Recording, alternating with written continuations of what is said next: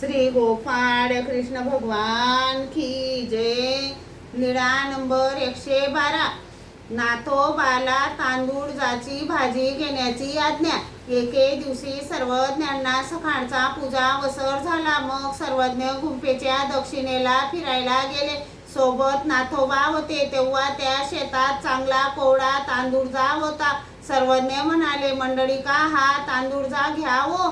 तांदूळजा खुडवून घेतला। मग सर्वज्ञ गुंफेत आले। नाथोबांनी तांदूळजा बाईसांच्या हाती दिला।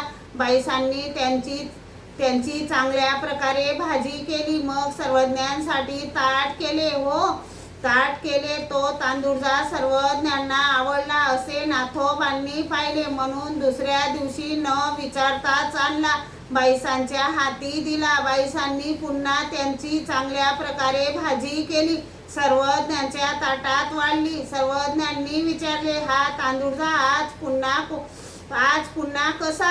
बाईसा म्हणाल्या, बाबा, आज नाथोबांनी आणला। तेव्हा नाथोबा तेथेच उभे होते। सर्वज्ञांनी विचारले, मंडळीका, हा तांदूळजा आम्ही मागविला की बाईसांनी मागविला? नाही जी। सर्वज्ञ म्हणाले, तर मग कोणी मागविला? नाही जी, मीच स्वतःहून आणला। सर्वज्ञ म्हणाले, हा गा येथीचा व्यापारू, तो येथ पुसो कीजो की? बाई, टाका ताटा बाहेर। बाईसांनी टाकला। श्री गोपाळ कृष्ण भगवान की जय।